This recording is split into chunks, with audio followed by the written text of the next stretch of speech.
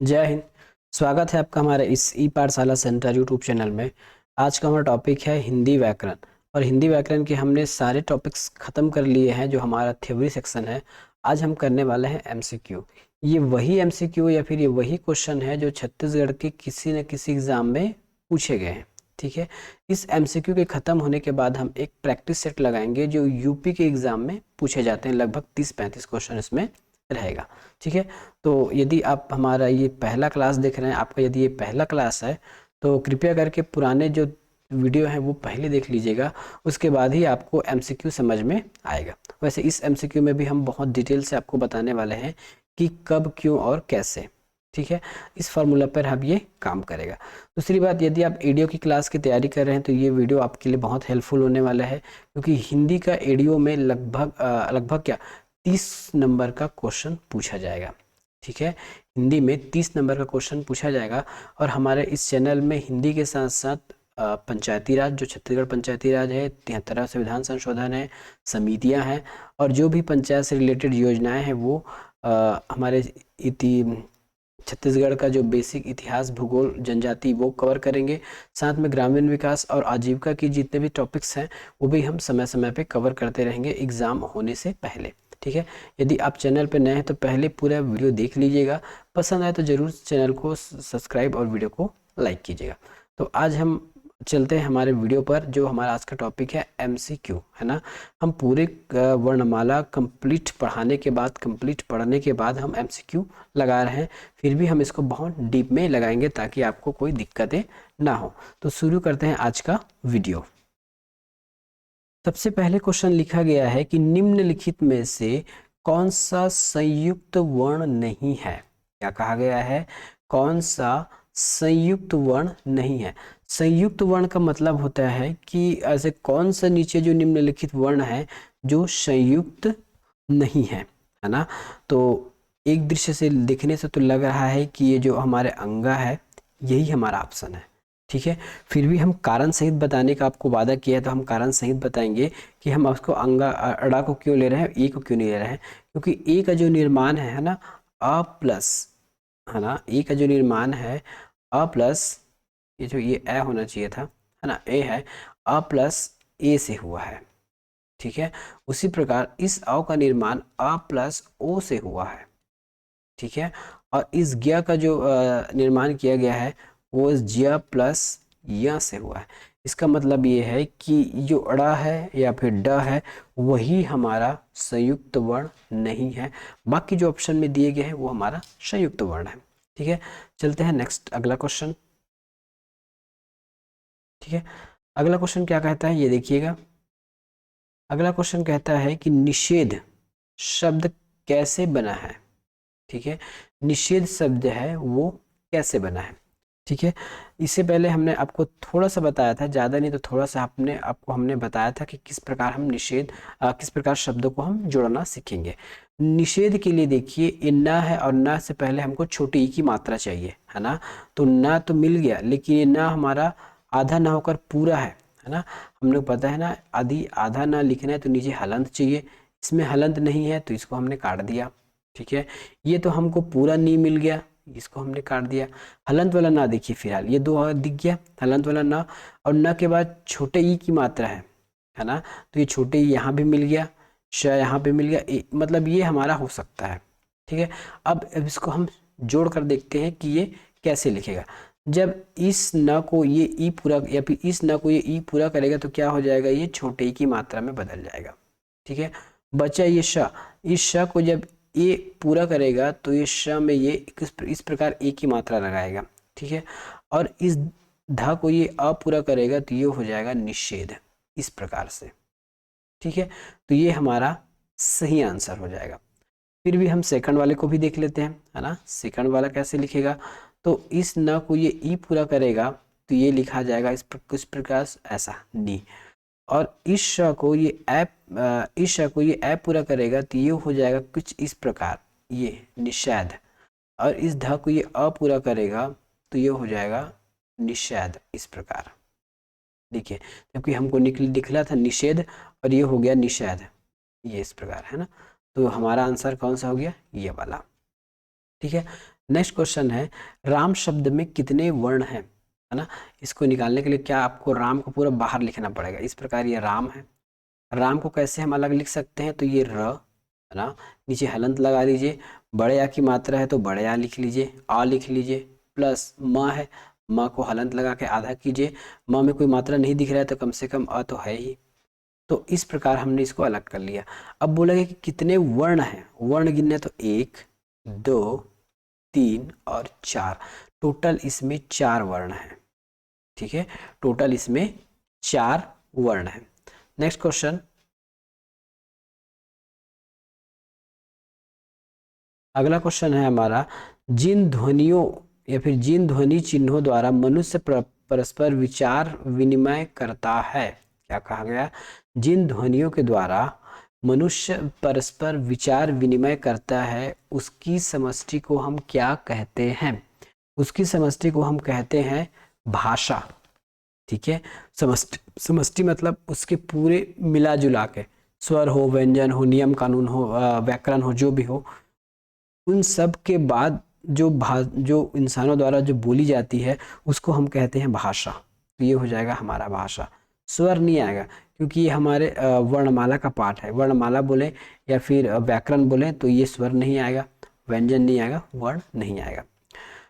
सबसे main topic अब ये हो गया अनुनासिक वर्णों की संख्या। ये मैंने आपको क्लास में नहीं बता पाया हूँ, कहीं कुछ कारण से अगर मैं भूल गया, या फिर इसको मैं बताने वाला था आगे वर्तनी में, क्योंकि क्वेश्चन यही आ गया तो मैं आपको यही बता देता हूँ कि अनुनासिक वर्णों की संख्या कितनी होती है ना। अनुनासिक क्या होता है ये देख लीजिए। हम पूरे 25 शब्द सीखे थे, क,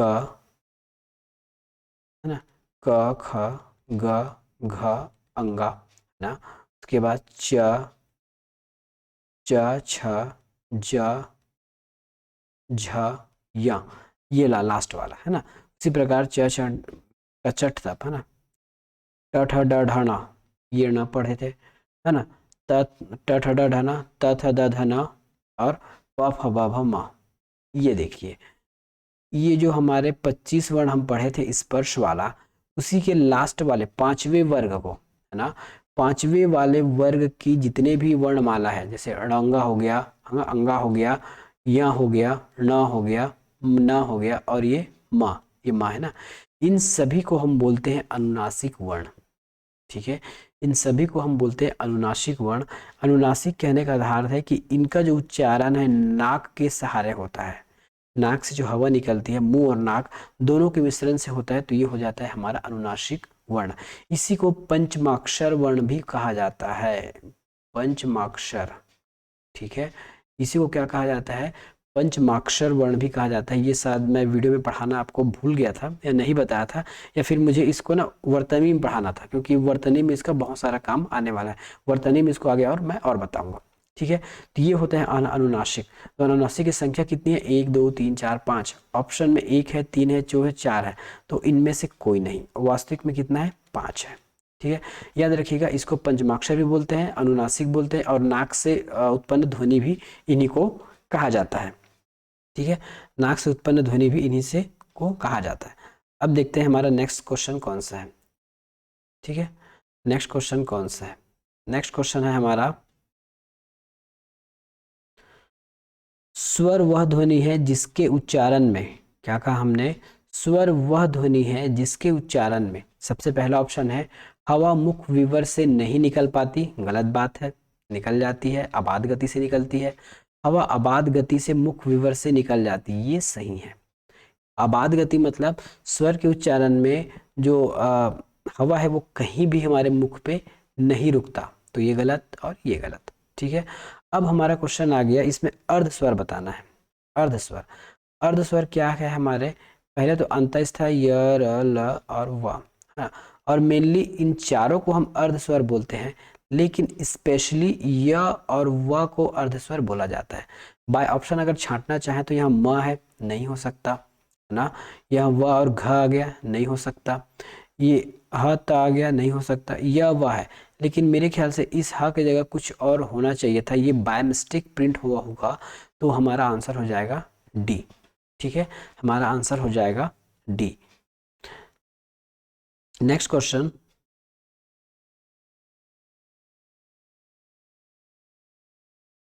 मौखिक स्वर किसे कहते हैं? क्या कहा हमने? मौखिक स्वर किसे कहते हैं? देखिए क्वेश्चन को ना स्पष्ट आपको पढ़ना आना चाहिए, ठीक है। यहाँ ऑप्शन में देखिए सारे के सारे स्वर हैं, ठीक है। मौखिक को क्या मैं मूल बोल सकता हूँ? मूल, है ना। और हमारे पास मूल कितने स्वर हैं? तो अ, ई, उ और री, ये हमारे मूल स्वर है, ठीक है। मूल स्वर है। मौखिक स्वर में हम उ को रख सकते हैं, उ और ए को नहीं रख सकते, क्योंकि ये हमारे संयुक्त स्वर है, क्योंकि ये हमारे संयुक्त स्वर है। ई का ई बना कैसे है? तो अ प्लस ई मिलके ई बना है, हम इसको मौखिक में नहीं रख सकते। ऑप्शन नंबर यदि सी में जाएं तो इस ओ को भी नहीं रख सकते, ए को भी नहीं रख सकते, क्योंकि ये हमारे संयुक्त स्वर है। उसी प्रकार ए है, नहीं रख सकते, है ना। अब यहाँ देखिए बी में, देखिए ये हमारे अ, आ, ई, ये हमारे मौखिक स्वर कहलाएंगे, ठीक है। क्यों? क्योंकि ये हमारे किसी से मिश्रित नहीं है। संभवतः यदि व्यापम चाहे तो इस अ को हटा सकता है, लेकिन व्यापम ने इस क्वेश्चन में इस अ को भी मिला के दे दिया है, इसलिए हम इस ऑप्शन को लगाए हैं। और इसको कैसे लगाए हैं? ये हम लगाए हैं हमारे एलिमिनेशन से, है ना, एलिमिनेशन से, क्योंकि बाकी तो संयुक्त है, बस यही संयुक्त नहीं है। ये असंयुक्त है लेकिन ये सजाति संयुक्त है, इसलिए हम मौखिक में इसको लगा सकते हैं, ठीक है। नेक्स्ट क्वेश्चन है स्वर को छांटना है, तो ये तो बहुत इजी क्वेश्चन है, ये तो पूरा, इसमें तो स्वर है ही नहीं, है ना। ये व्यंजन आ गया, देखिए अ, आ, ई, ये पूरे स्वर है, तो ये हमारा आंसर हो गया, ठीक है। ये पूरे स्वर हैं, तो ये हमारे आंसर हो गए। अब देखते हैं ध्वनि, है ना। ध्वनि किसके सहयोग से उच्चारित होती है, या फिर स्वर ध्वनि किसके सहयोग से उच्चारित होती है? तो हम फिर से बता दें कि स्वर को उच्चारण के लिए किसी प्रकार की अन्य सहयोग की आवश्यकता नहीं होती है। तो स्वर जो है स्वतंत्र रूप से बोले जाते हैं, ठीक है। स्वर जो है स्वतंत्र रूप से बोले जाते हैं, व्यंजन के सहयोग से बिल्कुल नहीं, उपयुक्त में से कोई नहीं, बिल्कुल नहीं, विसर्ग बिल्कुल नहीं। स्वर जो है स्वतंत्र रूप से बोले जाते हैं। अब यहाँ देखिए नासिक के व्यंजन किसे कहा जाता है? अभी हमने पहले पढ़ाया था ना पंचमाक्षर। अब देखिए जिन व्यंजनों के उच्चारण से हवा मुख से निकलती है, गलत बात। जिन व्यंजनों के उच्चारण से हवा नाक से निकलती है, तो ये सही है ना। जिन व्यंजनों के उच्चारण से हवा जिह्वा से निकलती है, ये भी गलत है। और इनमें से कोई नहीं, ये भी गलत है। तो नासिक के मतलब समझ लीजिए, नासिक के मतलब होता है नाक। वो कुछ व्यंजन ऐसे हैं जिनके व्यंजन बोले या स्वर बोले, है ना, तो ऐसे हैं जिनके उच्चारण से हवा जो है नाक से निकलती है, इसे हम बोलते हैं नासिक व्यंजन। क्या कहते हैं इसको? हम कहते हैं नासिक व्यंजन, ठीक है। इसे हम कहते हैं नासिक व्यंजन। नेक्स्ट क्वेश्चन देखते हैं। अगला हमारा क्वेश्चन है स्वर किसे कहते हैं? बहुत इजी क्वेश्चन है ना। स्वर एवं स्वर के वर्णों को मेल को, गलत बात, है ना। स्वर एवं व्यंजन को मिलके, ये भी गलत है। व्यंजन एवं विसर्ग को, ये भी गलत है। इस प्रकार ये हो गया इनमें से कोई नहीं, ठीक है। जब किसी व्यंजन का संयोग उसी व्यंजन के साथ होता है तो हम उसे क्या कहते हैं? ये हमने पहले ही आपको बता दिया था, इसको हम द्वित व्यंजन कहते हैं, लेकिन यहाँ संयोग द्वित लिखा है तो हम इस आंसर को ले सकते हैं, ठीक है। द्वित व्यंजन, जैसे हमने यहाँ लिखा दिल्ली, दिल्ली, देखिए क्या कहा है, किसी व्यंजन का संयोग उसी व्यंजन से, देखिए यहाँ ल है और इसका उपयोग ल से हुआ है। उसी प्रकार यदि हम बच्चा लिखते हैं, ये देखिए बच्चा, इस च का संयोग इस च से हो रहा है, तो इसको हम बोलते हैं द्वित व्यंजन या फिर संयोग द्वित, ठीक है। संयोग द्वित, ये हो गया हमारे द्वित व्यंजन। नेक्स्ट क्वेश्चन है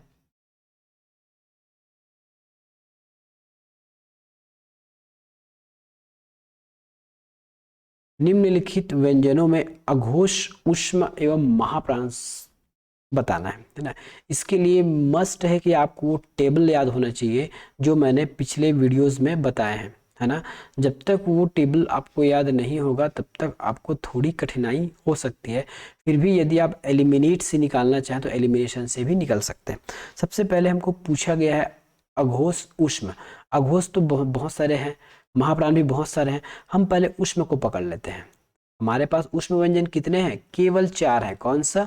तीनों श, ये वाला श और ये दंत श, ठीक है, साथ में ह, ठीक है, इतने ही हमारे पास ऊष्म है। अब ऑप्शन में देखिए इनमें से कौन कौन से? द बिल्कुल नहीं, ब बिल्कुल नहीं, म बिल्कुल नहीं, बचा क्या हमारे पास? श, ठीक है, ये है हमारे ऊष्म। लेकिन यही यदि, है ना, यही यदि आपको श श और ह दे देता तो आप कंफ्यूज हो जाते हैं, है ना, कंफ्यूज हो जाते हैं। इसलिए आपको पूरा याद होना चाहिए। वैसे एलिमिनेट करने से भी आप पूरे पूरे क्वेश्चन बना सकते हैं। अगला क्वेश्चन क्या कहता है? निम्न में से लघु स्वर कौन सा है? ठीक है, निम्न में से लघु स्वर कौन सा है? अब देखिए लघु, यदि आपने स्वर वाला टॉपिक पढ़ा होगा तो आपको अच्छे से पता होगा।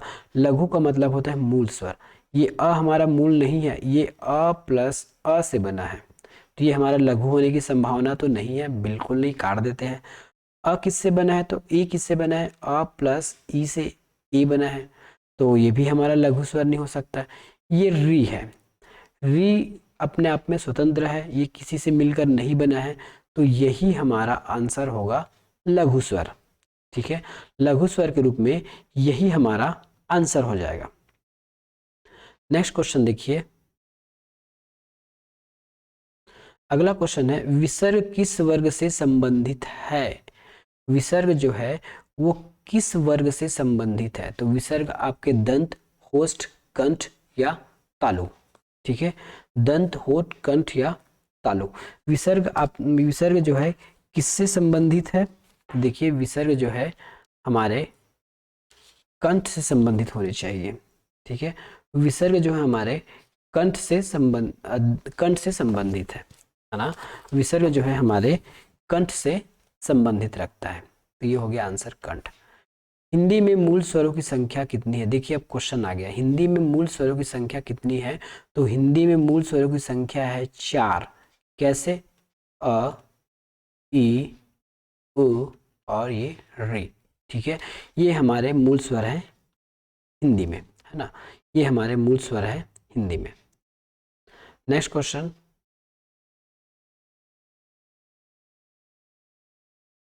ये देखिए यहाँ पे हमारा ये क्वेश्चन आ गया। इसमें भी आपको, जब तक आपको टेबल याद नहीं होगा, ये क्वेश्चन आपसे मुश्किल से बनेगा, ठीक है। अघोष अल्प प्राण व्यंजन वर्ण का चयन करना है। क्या कहा हमने? अघोष अल्प प्राण व्यंजन वर्ण का चयन करना है। अब ये चयन कैसे करेंगे? ये देखिए, यदि आपको टेबल अच्छे से याद होगा, ठीक है, तो फर्स्ट का अघोष, अघोष, सघोष, सघोष, सघोष, ये 5, ये 4, ये 3, ये 2 और 1, ठीक है। तो हमको पहले पकड़ना है अघोष, है ना, ये हमारे लगभग ये क्या है हमारे, हाँ ठीक है, इस प्रकार हम इसे पकड़ेंगे। ठीक है, अघोष में क्या होना चाहिए हमारा? पहला और दूसरा, तो क ख ग, क ख, च छ, ज झ, इस प्रकार से कुछ होने चाहिए, है ना, अघोष और अल्प प्राण। तो अल्प प्राण कैसे निकालते थे हम लोग? अल्प प्राण महाप्राण, अल्प प्राण महाप्राण निकालते थे ना, अल्प प्राण महाप्राण और अल्प प्राण महाप्राण, ठीक है। तो देखिए अघोष कैसे निकालेंगे, ये देखिए, ये हमारे पहले तो हमने अघोष घोष निकाल लिया, अब ये होता है अल्प प्राण महाप्राण, ठीक है, और ये अल्प प्राण महाप्राण। लेकिन ये तो सघोष है, इसमें तो हमको जाना नहीं है, हमको अघोष छांटना है, तो हमको इतने में ही छांटना है। अब देखिए इतने में ये पहला जो कॉलम है क्या होता है? पहले कॉलम में कचट तप वाला, है ना, कचट तप वाला होगा, तो कचट तप में हमारा क जो है आंसर बैठ रहा है, इसमें च है न ता है न कुछ नहीं है, तो आंसर आ जाएगा हमारा कचट तप। हो सकता है ये आपके बाउंस कर गया होगा ऊपर से, इसके लिए आपको क्या होगा, एक टेबल बना है उसको आपको अच्छे से देखना चाहिए, ये मेरा आपका सुझाव है। हिंदी में पश्च स्वर कौन सा है? ठीक है, हिंदी में पश्च स्वर कौन सा है ये आपको बताना है। हिंदी में पश्च स्वर कौन सा है ये हमको बताना है। तो हिंदी के पश्च स्वर हैं हमारे उ, ओ। अब देखिए पश्च स्वर कैसे, सबसे पहले हम यहाँ पे एक जीव्य बनाते हैं, जीव, ये हमारे जीव है, ठीक है, पश्च मतलब जीभ के पीछे से उ और ओ, ठीक है, ये वाला, और बीच के मध्य से निकलता है हमारे अ, सामने से निकलता है ई ए, ठीक है, ये इस प्रकार ये हमारे जीभ के फ्रंट से आते हैं अ जो है बीच के मध्य से आता है और पश से निकलता है उ उ ओ, तो ये हमारा आंसर हो जाएगा उ उ ओ। ठीक है, नेक्स्ट क्वेश्चन देखते हैं। कौवे की स्थिति पर, ठीक है, कौवे की स्थिति के आधार पर स्वर के कितने भेद होते हैं? ठीक है, कौवे की स्थिति के आधार पर स्वर के कितने भेद होते हैं? तो स्वर के मात्र 2 ही भेद होते हैं। ठीक है, कौवे की स्थिति के आधार पर मात्र स्वर के 2 भेद होते हैं। नेक्स्ट है अवरोधी व्यंजन में, अवरोधी व्यंजन में जो हवा गति से निकलती, देखिए नाम ही अवरोधी है तो हवा कैसे गतिरोध से निकलेगी? गलत बात है। ठीक है, हवा मंद गति से निकलती है, गलत बात है। हवा रुक जाती है, नाम से ही पता है अवरोधी ना, तो कुछ ऐसे व्यंजन है जो पूरे हवा को रोक देता है, तो वो होता है हमारे अवरोधी व्यंजन। इससे क्या होगा? हवा रुक जाता है, उसके बाद अचानक से निकलता है हवा। ठीक है, ये हो गया। अब हम देखते हैं नेक्स्ट क्वेश्चन।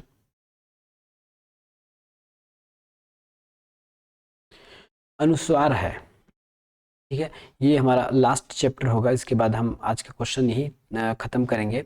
अनुस्वार क्या चीज है? तो ये बताना है आपको अनुस्वार है क्या चीज। तो स्वर के बाद लगने वाला व्यंजन।